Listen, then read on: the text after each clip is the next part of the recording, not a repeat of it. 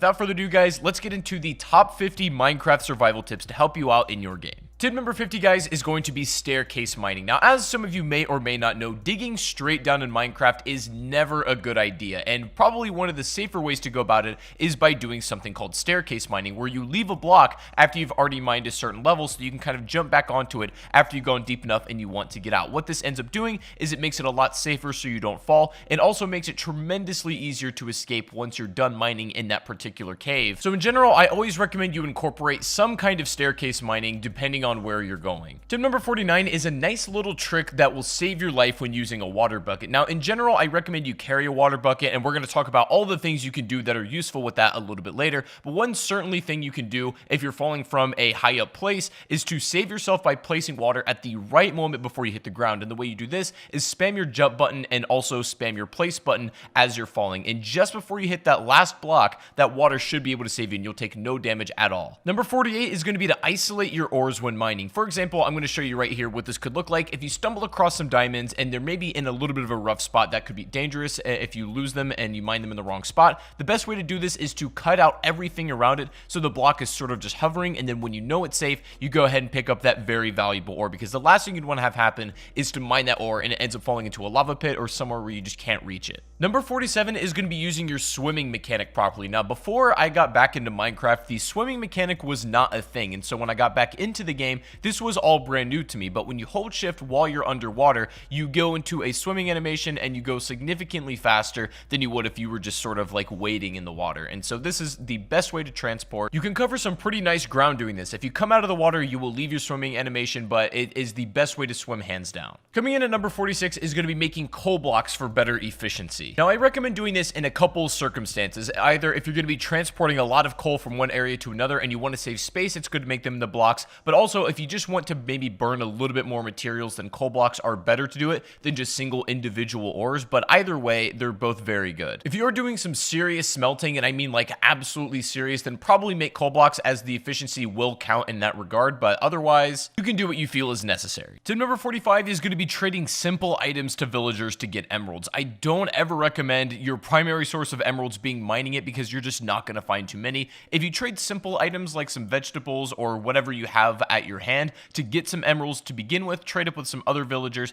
and then eventually work your way up to maybe getting diamonds from some of them or just some really top tier stuff, that is the best way to make use of all your excess items you don't want, and then also use your emeralds, because you can't make tools out of that kind of stuff. You also really have no other use for emeralds besides maybe decoration, but I really recommend using those as a currency to get good stuff from the villagers, after trading your throwaway items, of course. Tip number 44 is going to be using your gold nuggets to make healing items. Odds are, after you've done quite a bit of mining, you're going to end up with a bit of excess gold, and clearly you're not going to really want to make that your primary source of tool making. So what you can do with all that excess gold? Making gold nuggets and then placing it on a lot of your food items is going to be the best healing item you could ever give yourself. Golden healing items are the best thing to have against the fight if you're facing a really difficult enemy, or if you're just in a lot of trouble and you don't want to lose your stuff and die. A gold healing item can instantly restore you back to full health and can save you from a lot of bad scenarios. Number 43 is going to be using redstone to make safety doors. Now, the best way to do with all your excess redstone is to maybe make some kind of safe for your valuables,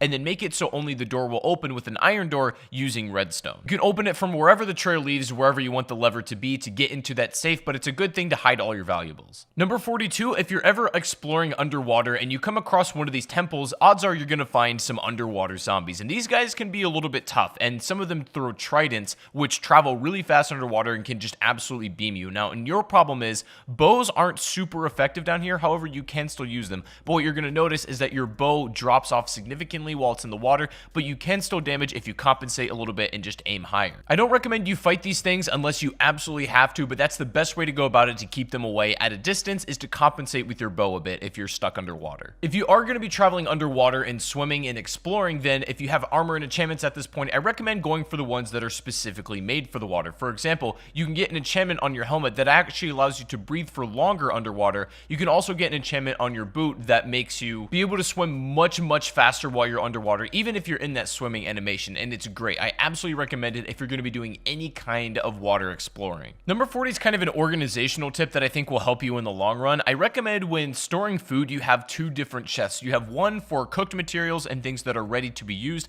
and then you have another chest chest for raw materials, just so when you kind of mix things up together, it gets a little bit disorganized. And if you do it right, making food, keeping the production up, and then also organizing your raw and then cooked resources makes your life way easier. Speaking of food, tip number 39 is going to be opening up multiple food sources for yourself. Now, it might take you a little bit to get to this point in the game, but eventually you'll have enough of a farm where you'll have a bunch of vegetables going at once. You can even have an animal farm for some just like extra sustenance. If you're able to set up multiple farms and you do them right, you'll never ever have to leave your house for food, and it's just almost an infinite generating source. Combine that with the fact that when you organize your food properly, then you'll never ever have to worry about food again, and you can focus your time on other stuff. I recommend setting up as many vegetables as possible, as well as having like both a pig and cow farm at the same time. Tip number 38 is going to be taming yourself a wolf and having it as a companion. Now, you can do this with multiple animals that will actually be your companion if you do it right. Like, for example, you can tame a llama if you so wish, and you can tame multiple animals as well, but definitely one of the essentials is to tame a wolf, have it as your companion,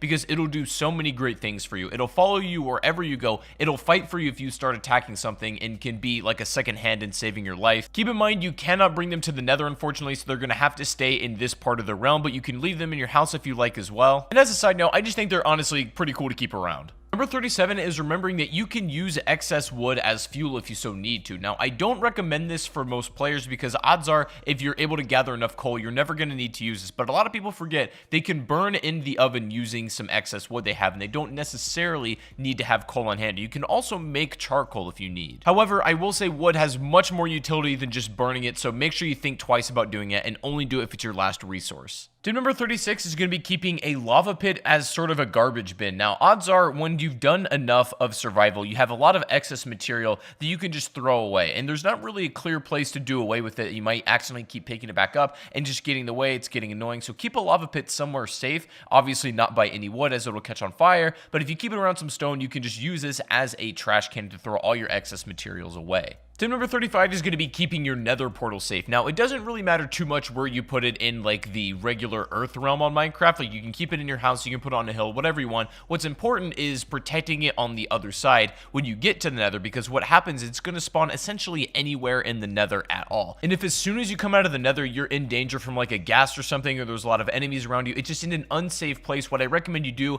is kind of build like a turtle shell defense around your portal, because that's your really only ticket home. You've got to prevent that portal from being destroyed if it's under attack by any means necessary, so building a kind of turtle shell defense around that portal so it doesn't get blown up is the best way to keep it safe. Another thing you can do is build your corners of the portal out of cobblestone so that you save a little bit more of that obsidian if you need to make a secondary portal. Number 34, this is going to sound pretty self-explanatory, but it's still very important, is to make sure you're prepared when you're entering the nether. This means maybe have some enchantments for fire resistance, also have a water bucket, of course. Water bucket is arguably more important than anything you could take to the nether, so make sure you have one before you go. Having a lot of food is necessary because there's not a lot besides mushrooms you can get out of here either. A lot of this you guys know, but general preparedness is good. Number 33, guys, is going to be making a beacon to signal your house. Now, this is going to require you to get some pretty decent materials in this game, as well as some diamonds, so it's not something you can build right off the bat, but when you have the resources in order to be able to build the beacon, it's so unbelievably good to have because it'll mark a spot that'll shine a bright beam right into the sky, pointing out where you need to be. The beacon is so important to not get lost if you're struggling with that. Tip number 32 is iron is one of the most valuable things in the game, even though it's very easy to find. It is the best multi-purpose ore you can ever have, so what I recommend you do with all of your iron is make all of your like everyday tools, your swords that you're going to burn through, your pickaxes, your armor, whatnot. If you have diamond stuff, that should be for only when and if you need it, but you should have loads of iron tools in circulation, and if one breaks, it doesn't matter because the resource is very easy to find. It's a very strong material on everything it's used on, and I recommend in general just stocking up on it to have at your leisure. Number 31 is going to be making yourself some potions. This is likely going to be after you visited the nether at least once and gathered some materials, but potions are so useful to have at hand, and they range for anything from having a potion of night vision ability, some that heal you, some that make you invisible, you name it. There's an unbelievable amount of potions in this game, and I recommend that if you really want to start taking this game to the next level and using some cool abilities, to invest in that. You're going to need to get the required tools and materials to brew the potions, obviously, but it's definitely worth something sinking your time into.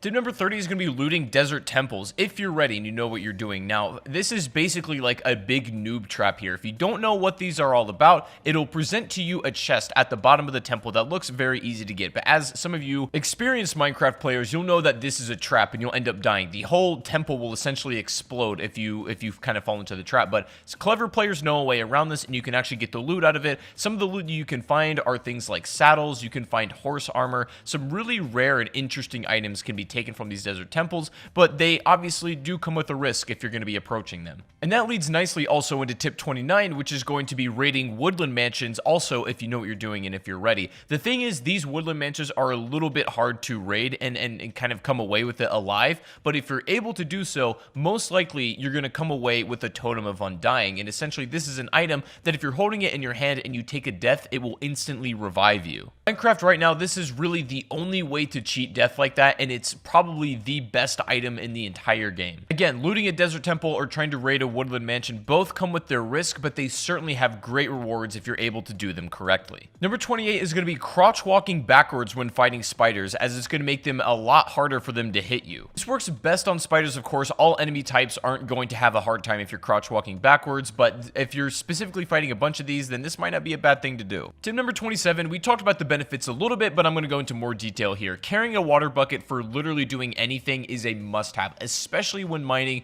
Even when fighting in combat is a good idea as well. If you're getting swarmed by mobs, literally just throwing water down will make it a lot harder for them to reach you and can basically be your escape. Setting a water bucket fall all the way down maybe like a mine shaft or some kind of cave and you can just swim right back up instead of having to climb up is a great idea as well. Always carry a water bucket, guys. Always. Tip 26, if you're trying to clear out a maybe big section of a cave and you don't want to manually mine it, if you pack it with TNT exploded, you're going to make so much ground and create a lot of excess resources that if that's what you're needing, then this is probably the best way to do it. TNT is pretty easy to make. You just need some gunpowder from creepers and things like that. It can be really helpful for mass clearing out a cave. It opens it up for you to do some actual like real mining inside of there and gives you just much more room in general. Tip 25 is saving the bottom trunk of the tree for last. What you can do with this, it's like a little quality of life thing. You save that one for the final break, so you can stand on top of it and break the rest of the tree so that it despawns, and then you get all of the wood, even if it's a little bit high up and out of your range. So you can break that one for the final, and then you end up with exactly the amount of wood that you should get from that tree, but it just saves you a bit of time. Tip 24 is making a shield to use against the pesky skeletons. A lot of new players struggle playing against skeletons just because they can hit you from a range,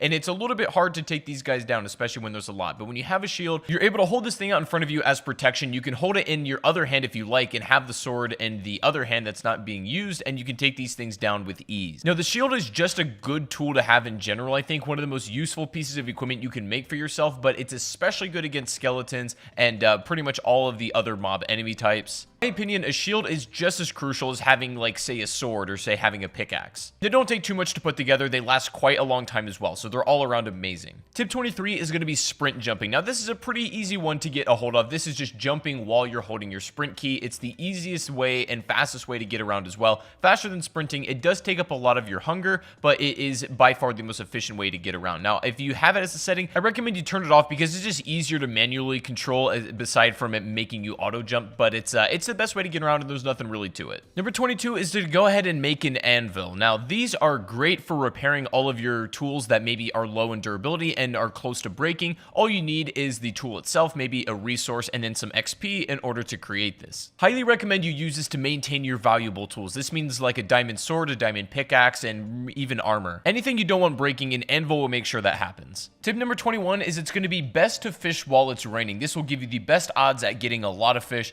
It's also really good to do this when we talked about opening multiple food sources. Maybe while you have other food cooking, go ahead and start fishing to just gather some more raw materials. It's also a chance that while you're fishing, you can grab things like armor. You might accidentally yoink a pair of leather boots right out of the water, and that happens sometimes, but more often than not, you're going to get some fish that's just going to be extra resources for you. It's best to do it while it's raining once again, so I recommend you take full advantage of the river and sea while that's actually happening. Tip number 20, bringing some seeds and even bone meal into caves is always a good idea, especially if you're going to be doing some extended mining. What I mean by that is like not leaving for a very long period of time to a point where you may run out of food. If you have bone meal, you have some seeds, maybe some mushrooms, you can actually grow some food down in the caves where you have some dirt, and sometimes that may be enough that what it is to keep you alive. Now, I don't think you're going to be using this all of the time, but it's one of those things that, in my opinion, is better to have it and not need it than to need it and not have it. You should ideally go into a cave with enough food, but if that's not the case, then do this. Number 19, a neat little trick with torches you can do if you're underwater, you're drowning, spawning and you don't have air anytime soon, you can take torches, go up against a wall, and start spamming them. And what this is going to do is create a small air pocket for a short period of time until the torch breaks, allowing you to get some of those bubbles back, maybe giving you back to full air, or at least making a way where you can hit the surface again. Back in the day, one torch used to restore you to full air instantly, but they've kind of nerfed it since then. But if you still spam your torches, you can get almost the same effect, and it should save your life if you need it. Number 18, guys, don't even bother making gold tools whatsoever, especially swords, especially equipment that you're going to be using quite a bit, even in combat. Even though gold is a rare material, it's kind of a cool resource to find, and it's exciting. Gold does not make for good utility. The hit power on gold swords is pretty weak. The durability on every single tool with it is very, very low as well. You're better off making iron for your, your general day-to-day stuff, but use gold for other things like healing items, not tools.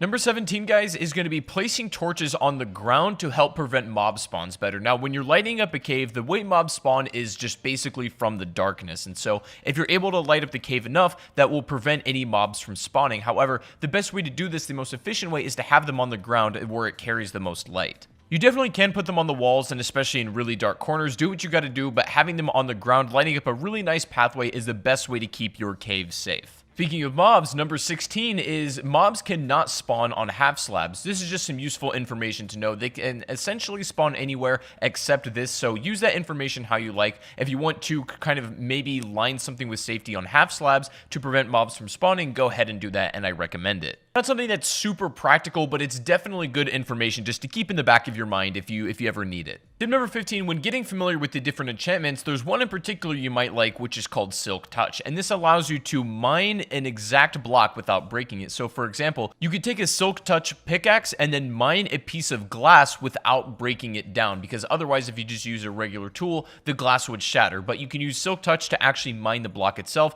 and this goes for anything in the game using that Silk Touch enchantment. Also, speaking of enchantments, tip number 14 is I recommend you get another enchantment on your pickaxe called Fortunate before you mine diamonds. What this is going to do whenever you come across some diamond ore is you're going to net more diamonds out of that ore than you otherwise would without Fortunate. It's just a good thing to have in general. Tip 13 is going to know that different foods grant you different saturation levels. So for example, some lighter foods like an apple or a carrot are not going to last as long in your hunger bar as like more hardier food like a golden apple per se, or even like a steak or a pork chop. These things mean that the hunger bar will last longer. It's more of a heavier food essentially. So that's why sometimes you might eat like a lot of bread, but you realize your hunger bar goes down pretty quickly and you're wondering why. Rather you eat a steak and it lasts significantly longer. That's the reason.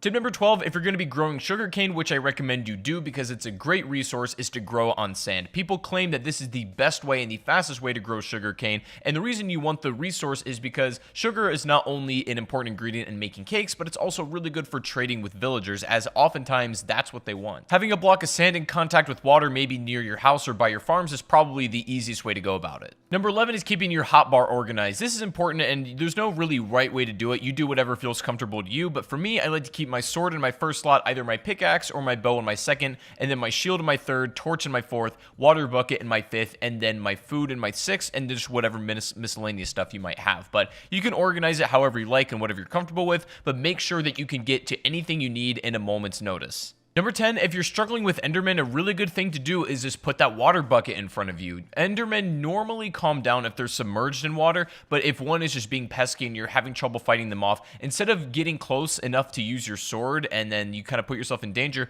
just simply putting a water bucket down over and over again will cause them to go away and then take damage over time. They really don't like water, so if you surround yourself with water, you make it a lot harder for them to get actually up to you. Probably the best defense you can have against these guys, if I'm being honest. Number 9 is timing your swings when sword fighting, because that is absolutely crucial for doing the most amount of damage. Now, if you just spam your sword, you can still hit people, but the hits are going to be a lot weaker than they otherwise would if you let your swipe kind of recharge. What you want to do to deal maximum damage is let your swing reset, and the moment it resets, you swing again. So you can get the most amount of hard hits in, but with also the least amount of time in between those hard hits. Tip number 8, you can set up a spawn trap in the nether with really any sort of enemy type in the castle by blocking it off with stone and then just fighting them from there, keeping them behind, keeping a spawn portal on the other side. You'll have infinite enemies and you can kill them at your leisure without really being in any danger. Infinite XP, and it's an amazing way if you just want to upgrade armor, make potions, that kind of thing. I recommend you set up at least one of these. Number 7, upon defeating a raid, you'll be granted with the effect called Hero of the Village, and what this allows you to do is reduce the cost of the first trade with any villager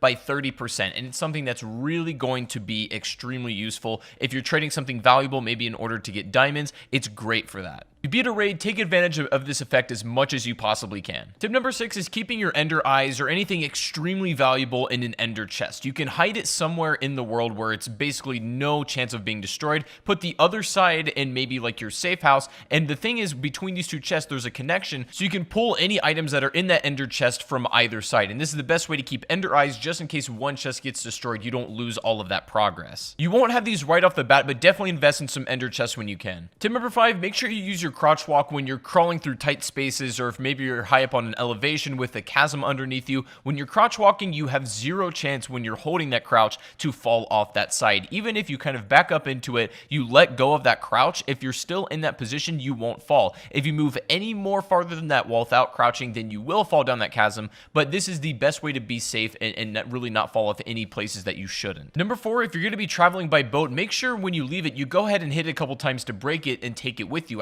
I see a lot of people just leaving their boat where it is and then maybe kind of forgetting about it, but if you break it and then you pick it back up, you can place it anywhere you like as well. Tip number 3, putting 2 chests back to back. You can make a double chest, and they're unbelievably useful this way. You have so much room in them, pretty much in excess of more than you'll ever need. You can have an entire storage area if you want of just complete double chests. They're really easy to pull from, and they look stylish as well, so there's no reason to not have it. Tip number 2, if you do end up defeating the Ender Dragon and you get the dragon egg, then hold on to it and keep it somewhere safe, because there's literally only one per game, and they're so rare you can't even spawn them in creative mode if you would like to. The dragon egg, if you manage to get it, is the most rare item in the game, so hold it tight and keep it somewhere where you're not going to lose it. Now finally guys, coming in today at the number 1 spot, if you've made it this far in the video, then let me know in the comment section just by leaving a smiley face. I'd really appreciate that. Thank you so much for watching if you made it to the end, but the number 1 survival tip I can give you guys that it's really going to help you out practically is to make yourself a compass and a map. These, I think, are by far the most important tools you can do for yourself, especially if you're new to Minecraft, you're a little bit of a beginner, and you just want some extra tips for surviving in this game. What a map is going to do is basically mark out exactly where you are, maybe where your house is, and the general vicinity of the area surrounding you. Now, the compass, if you get too far to the range of your map, will give you the general direction of which you need to head in order to get back home. These two tools in combination, even if you want a clock, which can be helpful, it's more or less just decoration, but these two tools in conjunction will make it so that you never ever get lost in this game, and so they're unbelievably helpful, and I cannot recommend them strongly enough. But guys, that is going to be 50 Minecraft survival tips in 2019. I really hope this did help.